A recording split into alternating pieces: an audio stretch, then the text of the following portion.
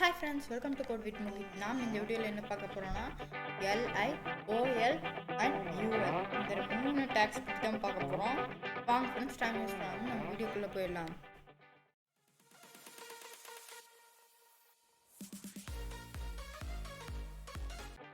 First உங்களோட sublime text எடிட்டரோ இல்லை VS கூட ஓப்பன் பண்ணிக்கோங்க. அண்ட் இதில் நம்ம இதை நம்ம ஆல்ரெடி பண்ணி வச்சுருக்க கோட். ஸோ இதில் LI டேக் பற்றி பார்க்கலாம். First list. ஸோ நீங்கள் UL, OL இந்த ரெண்டு டேக்ஸையும்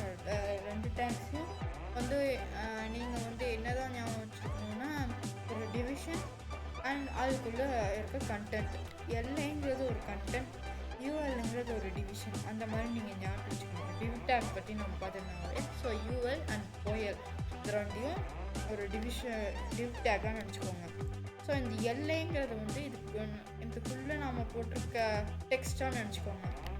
ஸோ இது கண்டென்ட் அண்ட் UL அண்ட் OLங்கிறது ஒரு டிவ் டேக். அந்த மாதிரி ஞாபகம் வச்சுக்கோங்க. அதை ஏன் சொல்கிறேன்னு உங்களுக்கு அப்புறமா புரியும். ஸோ இந்த லிஸ்ட் டேக்கில் ஹலோ அப்படின்னு போட்டு சிடிஆர் ப்ரோசஸ் கொடுத்துட்டு நாம் ஓப்பன் இன் ப்ரௌசர் கொடுப்போம்.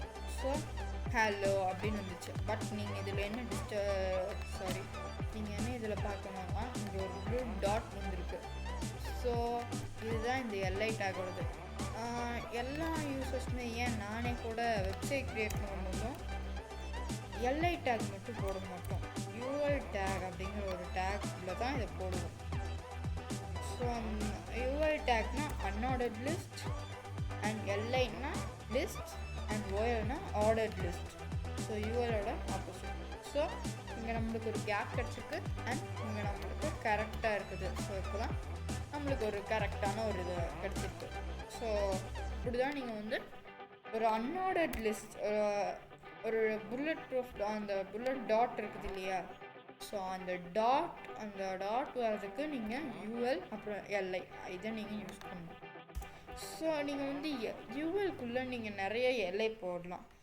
பட் நீங்கள் இன்னொன்று ஒரு UL டேக்கும் போடலாம். பட் என்னதுன்னா நீங்கள் இதுக்குள்ளேயே போடுறது வேஸ்ட். ஸோ அதனால் இப்போ ஃபார் எக்ஸாம்பிள் அதை எடுத்துக்கணும். சிடிஆர் ப்ளஸ் C கொடுத்துட்டு இங்கே சிடிஆர் ப்ளஸ் V.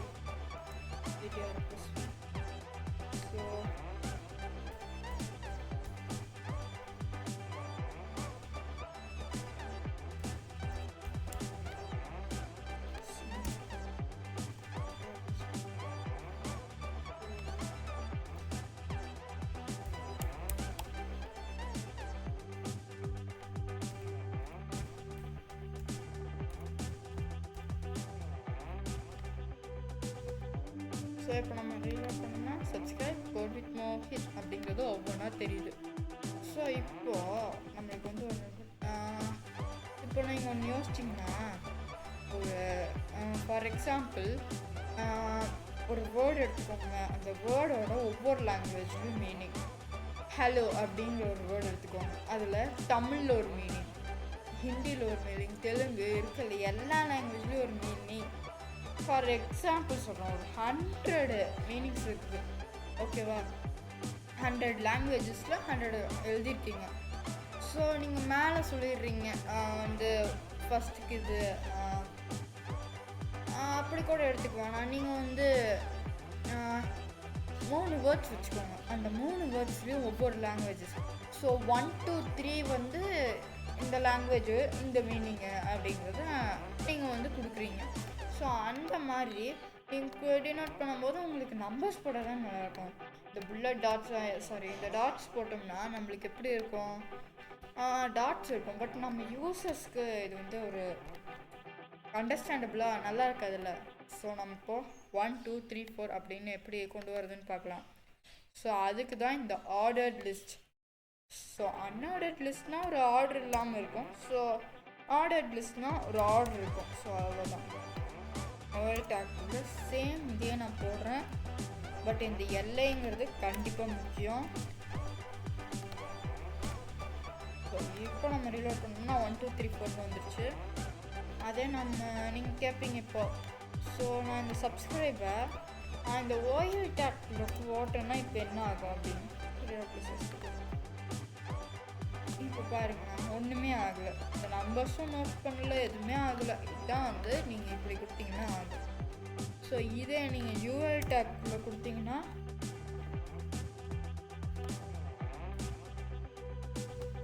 அப்போவும் இப்படி தான் காமிக்கும். ஏன்னா எல்ஐங்கிறது வந்து ஒரு லிஸ்ட். ஸோ யூஎல்ங்கிறது வந்து அன்ஆர்டர்ட் லிஸ்ட் அண்ட் எல்ஐங்கிறது ஒரு லிஸ்ட். லிஸ்ட்டுங்கிறது சொன்ன மாதிரியே கண்டென்ட் அண்ட் ஓஎல் யூஎல்ங்கிறது ஒரு டிவ் டேக். ஸோ அந்த மாதிரி தான் நீங்கள் எடுத்துக்கணும். டிவ் டேக்குள்ளே போட்டிங்கன்னா எந்த சேஞ்சும் இல்லாமல் அப்படியே வந்துடும். இதே நீங்கள் வேறு ஏதாவது டேக்ஸ் யூஸ் பண்ணிங்கன்னா அதில் ஏதாவது ஒரு சேஞ்ச் மேக் பண்ண முடியும். ஸோ அது மாதிரி தான்.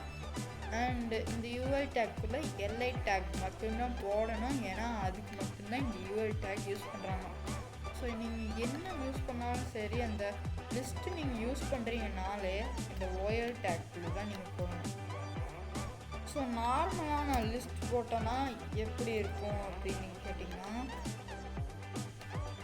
ஸோ அது வந்து நம்ம சும்மா எல்ஐ டேக் வச்சு போட்டது இப்படி டாட்டு எதுவுமே இல்லாமல் இப்படி ஒரு கேப் கூட இல்லாமல் அப்படியே இதாக ஒட்டிக்கிட்டு இருக்க மாதிரி இருக்குது. ஸோ இப்படி தான் இருக்கும். ஸோ நீங்கள் வந்து வெறும் எல்ஐ டேக்கோ இல்லை வெறும் யூஎல் டேக்லேயோ எழுதக்கூடாது. இந்த மாதிரி ஓஎல் யூஎல் அப்படி எழுதணும்.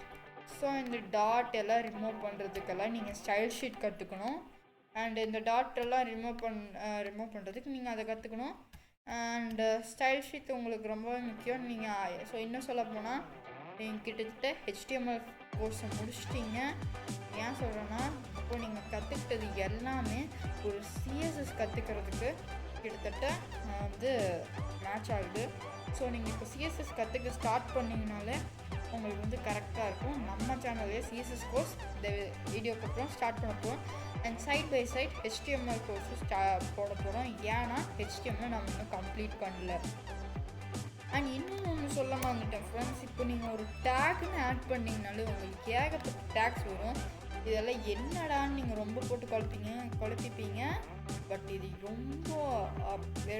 ரொம்ப பெருசெல்லாம் கிடையாது. ஒவ்வொன்றிலையும் நம்ம யூஸ் பண்ண சின்ன சின்ன டேக்ஸ் தான், உங்களுக்கே தெரியும். அண்டு டேபிள் டேக் இந்த மாதிரி நிறைய டேக்ஸ் இன்னும் இருக்குது. பட் இது வந்து ஃபார் எக்ஸாம்பிள் இப்போ நாம் வந்து H1 டேக் யூஸ் பண்ணுறோம் இல்லையா. ஸோ H1 எதுக்கு ரொம்ப பெருசாக இருக்குது, H2 அதோட கொஞ்சம் கம்மியாக இருக்கும். ஸோ அது மாதிரியே நிறைய டேக்ஸ் இருக்குது HTML. அது ஒவ்வொன்றும் இட்டாலிக் போல்ட் இந்த மாதிரி இருக்குது இல்லையா. நீங்கள் ஒரு for example pixel app use பண்ணியிருந்தீங்கன்னா உங்களுக்கு தெரியும். அதில் வந்து நிறைய டெக்ஸ்ட் டிசைன்ஸ் கொடுத்துருப்பாங்க. பிக்சல் ஆப் கூட வேணாம், ஏதாவது ஒரு எடிட்டிங் ஆப் நிறைய டெக்ஸ்ட் டிசைன்ஸ் கொடுத்துருப்பாங்க. ஸோ அந்த டெக்ஸ்ட் டிசைன்ஸில் பார்த்தீங்கன்னா உங்களுக்கு தெரியும் எவ்வளோ டெக்ஸ்ட் டிசைன்ஸ் இருக்குதுன்னு ஏகப்பட்டது இருக்கும். ஸோ கைன் மாஸ்டர்லையும் அப்படி ஏகப்பட்டது இருக்கும். எந்த இது வேணாலும் எடுத்துக்கோங்க, ஏகப்பட்ட டெக்ஸ்ட் டிசைன்ஸ் இருக்கும். ஸோ அந்த மாதிரி டெக்ஸ்ட் டிசைன்ஸ் ஹெச்டிஎம்லையும் இருக்குது. அதனால தான் வெப்சைட்ஸ்லையும் அது யூஸ் பண்ணுறாங்க. ஸோ அந்த மாதிரி இதெல்லாம் வெப்சைட்டில் யூஸ் பண்ணுறதுக்கு இதுவும் ஒரு ரீசன். அண்ட் சிஎஸ்எஸ்லேயும் யூஸ் பண்ணுவாங்க. சிஎஸ்எஸ்லேயும் உங்களால் வந்து ஹெச்டிஎம்எல் ஜஸ்ட்டு ஹெச்டிஎம்எல்னு எழுதிக்கிட்டே சிஎஸ்எஸ் யூஸ் பண்ணி இதை மேக் பண்ண முடியும். அவ்வளோ ஈஸி. சிஎஸ்எஸ் ஹெச்டிஎம்எல் இல்லாமல் சிஎஸ்எஸ் இல்லை தான். பட் இல்லைனா சில விஷயங்களில் ஹெச்டிஎம்எல் இல்லாமையும் சிஎஸ்எஸ் யூஸ் பண்ண முடியும். ஜஸ்ட் ஹெச்டிஎம்எல்ங்கிற ஒரு டேக்குள்ளே போட்டு அதுக்குள்ளே ஒரு 2 லைன் எழுதிட்டோம்னா அதுக்குள்ளேயே அண்டர் லைன் இந்த மாதிரியெல்லாம் பண்ண முடியும். ஃபார் எக்ஸாம்பிள் நாங்கள் எடுத்துக்கோங்க இந்த UL take.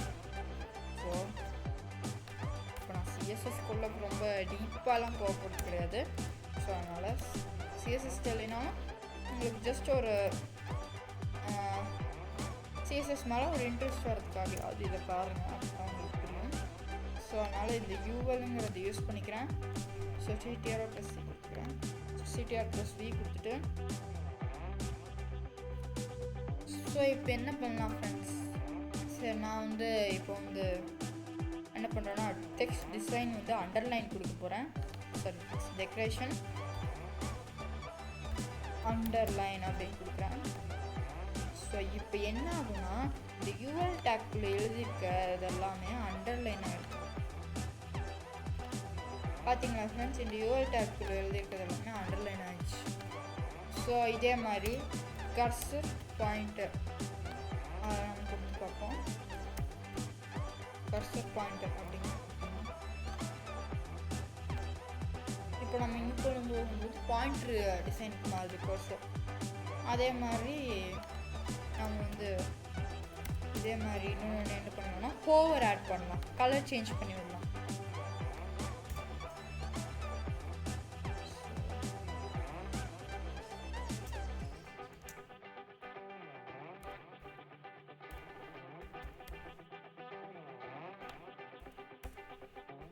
So hover add பண்ணிக்கலாம்.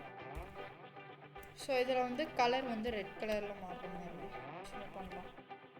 ஸோ ரெட் கலர் இந்த மாதிரி சிடிஆர் ப்ளஸஸ் கொடுத்துட்டு ரீலோட் பண்ணிப்போம். இங்கே பார்த்தோம்னா ஃப்ரெண்ட்ஸ், நம்ம அந்த ஒவ்வொன்று மேலே கொண்டு போகும்போது ரெட் கலரில் மாறுது பார்த்தீங்களா.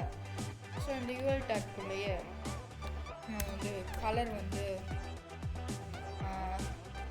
ப்ளூ வச்சுப்போம். ப்ளூ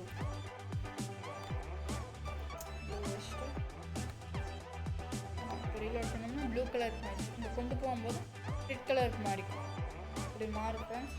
ஸோ இப்படி தான் நீங்கள் வந்து ஒரு இது கிரியேட் பண்ணலாம். ஸோ பார்த்தீங்களா, நம்ம இப்போ கிட்டத்தட்ட ஒரு லிங்க் ஆட் பண்ணால் எப்படி வருமோ அந்த மாதிரி ஆட் பண்ணிட்டோம். ஸோ ஸ்டைல் ஷீட்னாலே நம்ம ஆட் பண்ணோம்னாலே நம்மளோட வெப்சைட்டுக்கே ஒரு தனி லுக் வந்துடும். அண்டு நீங்கள் ஒன்று யோசிச்சு பாருங்களேன், நம்மளோட ஒரு ஸ்கெலிட்டன் நம்ம பார்த்தோம்னா எப்படி பயந்து ஓட மாட்டோமா. ஸோ அது மாதிரி தான் நம்மளோட வெப்சைட் HTML யூஸ் பண்ணும்போது இருக்கும். இதே நம்ம CSS ஆட் பண்ணும்போதும் நம்மளுக்கு அந்த ஸ்கின்ஸ் ஆட் பண்ணி, நம்மளுக்கு வந்து ட்ரெஸ்ஸஸ் எல்லாம் ஆட் பண்ணி ஒரு சூப்பரான ட்ரெஸ் நம்ம செலக்ட் பண்ணுற மாதிரி வெப்சைட்டில் அதுக்கான கலர்ஸ் செலக்ட் பண்ணி நம்ம ஆட் பண்ணோம்னு வச்சுக்கோங்களேன், எவ்வளோ நல்லா இருக்கும். அதாவது தீபாவளி ட்ரெஸ் அந்த கடையிலலாம் ட்ரெஸ் ஷாப்பில் வச்சுருப்பாங்க இல்லையா, அந்த போஸ்டர்ஸ் பார்த்தோம்னா நல்லா இருக்குது இந்த ட்ரெஸ் அந்த மாதிரி இருக்குங்க. இதே நம்ம எலும்பு கூட அங்கே வச்சுருந்தாங்கன்னா பயந்து ஓட மாட்டோமா, கோஸ்ட் ஹவுஸ் மாதிரி. ஸோ அது மாதிரி தான். ஸோ அதனால் நீங்கள் வந்து கண்டிப்பாக வந்து CSS கற்றுக்கணும். HTML கற்றுக்கிட்டதுக்கு அப்புறம் தான் CSS கற்றுக்கணும். ஏன்னா CSS வந்து HTMLக்கு அப்புறம் தான். ஏன்னா HTMLல நீங்கள் வந்து ஒரு டெக்ஸ்ட் ஆட் பண்ணுறீங்க, பட் அந்த டெக்ஸ்ட்டுக்கு வந்து கலர் டிசைன் கொடுக்குறது தான் CSS. பட் HTML தான் மெயின். இப்போது ஸ்கெலிட்டன் இல்லாமல் அதுக்கு ட்ரெஸ் எல்லாம் போட்டுவிட்டோம்னா, ஸ்கெலிட்டன் இல்லாமல் அந்த ட்ரெஸ் அப்படியே வந்து கீழே விழுந்துடும். அது நடக்க முடியுமா, என்ன பண்ண முடியும், ஒன்றுமே ஆகாது. ஸோ ஸ்கெலிட்டனே இல்லை, அப்போ வெறும் ட்ரெஸ்ஸு இது மட்டும் இருந்ததுன்னா எப்படி நம்ம பார்ப்போம். ஸோ அது மாதிரி தான் இது. ஸோ வந்து நம்மளுக்கு வந்து ஒரு ஸ்கெலிட்டன் தேவை. ஸ்கெலிட்டன் இருந்தால் தான் அதில் ஸ்கின், ட்ரெஸ் எல்லாமே இருக்கும். ஸோ அது மாதிரி தான் இந்த ஒரு வெப்சைட்டை க்ரியேட் பண்ணுறது. ஓகே ஃப்ரெண்ட்ஸ், தேங்க்ஸ் ஃபார் வாட்சிங். அவ்வளோதான் இந்த வீடியோ, ரொம்ப லென்த்தியாக போயிடுச்சு.